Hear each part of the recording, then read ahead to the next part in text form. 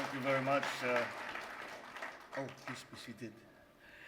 Uh, Thank you to the Philippine Water Works Association Incorporated President, Attorney Vicente Hoyas, the Informa Markets General Manager, Gerald Levinberg. I hope I've done that right.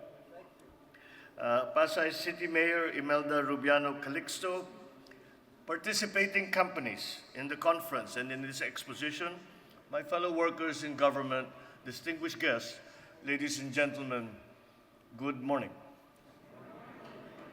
Let me at the outset acknowledge the officers and the members of the Philippine Water Works Association Incorporated and your partners for spearheading this 6th edition of the Water Philippines Conference and Exposition.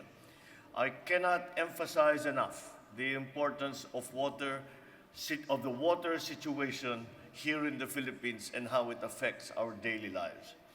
This assembly is a necessary and urgent step towards achieving our collective aim of attaining water security and providing safe, adequate, affordable, and accessible drinking water for the Filipino people.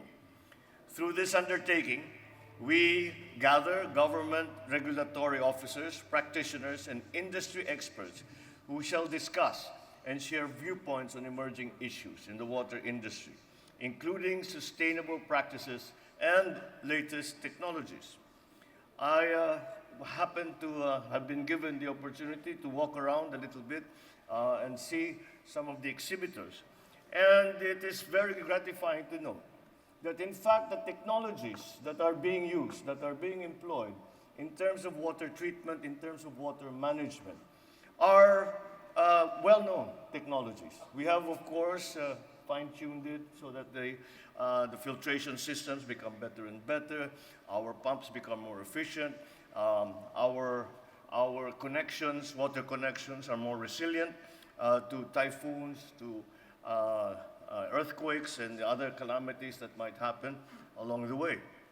And so I am very optimistic that the solutions that we need to formulate are out there. The technologies are out there.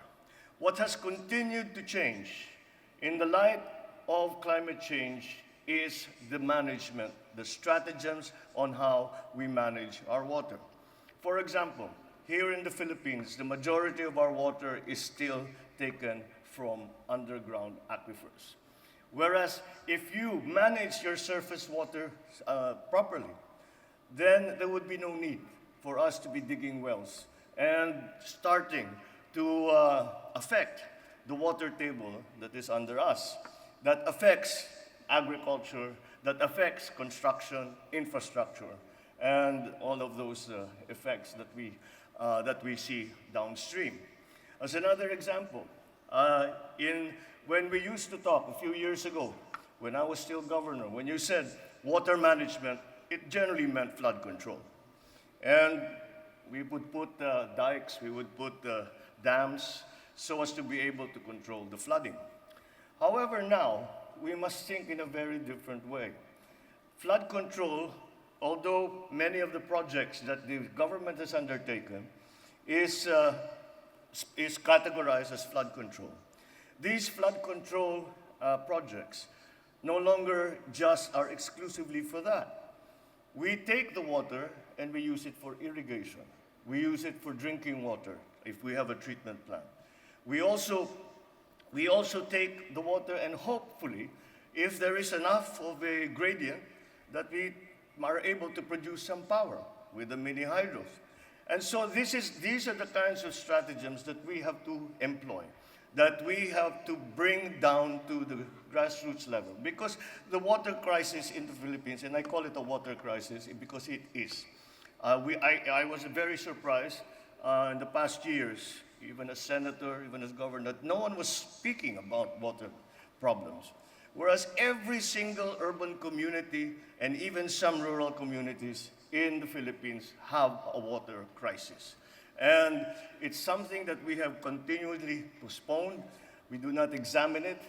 We do not look at it, just find other ways and put up with the idea that once in a while we'll have to pull out our buckets and fill our bathtubs with water because there's not going to be water for the next 24 hours. So these are the challenges that we in the Philippines face. But I think the stratagems that we see from around the world. I have been to many desert countries where I see the excellent water management. I spent some time in Israel, and I saw that how they treat the water, because water is very scarce. They live in the desert. Nevertheless, they are able to collect the water during the rainy season, whatever is available. They put fish in it to grow fish. When the summer comes, they take out the water, harvest the fish, and then that goes to irrigation and so in essence, they use water 3 times. Every bit of fresh water is used always more than once. These are the kinds of thinking that we have to apply to the Philippines because of the crisis that we are facing, and how debilitating it will be to the entire economy, to the entire society, if our water supply problem continues to get greater, continues to become more dependent on what we have been doing in the past, i.e. groundwater, or I just putting up with the water shortages. And in terms of agriculture, as we know, anyone who is involved in agriculture, the secret to a good crop is irrigation. And so these are the things that we really have to attend to. So it impacts into the area of food supply and food prices. And so when they say water is life, it's not just a cliche, it's a truism. And it is something that we must always keep in mind, especially now. And that's why we, in the government, I have signed an executive order wherein we have created the Office of Water Management. And the Office of Water Management there are many agencies that are involved in water supply and water management. And it has just evolved that way. But what we are going to try to do is to make it a more cohesive policy, so that there is planning at the national level, and in that way we can maximize the management of what water we have. We all know the Philippines is not a dry place. And why do we not have enough water? So we have to employ these technologies and make a cohesive policy and make a cohesive plan for not only NCR, not only for urban areas, but the entire country. Because it is my belief, even when we look at irrigation, the water supply needs also to be attended to. So these are all of the things that impact upon it, and that's why, as I mentioned, we have created the Office of Water Management. And the Office of Water Management, there are bills now in the legislature to create the Department of Water Management. And so until those bills are passed, until the department is created, we have this Office of Water Management now. So I do not mean to frighten you to lose your appetite for lunch, but we are facing some serious challenges, and we really need to work very, very hard together. Again, I am optimistic because when I look around and I see the technologies and the desire for both in the local governments, both in the private sector, the desire to be able to provide this water supply, then that's where my optimism comes from. And again, I know that you are all experienced and are all committed to giving our people the water supply, fresh water supply that they need.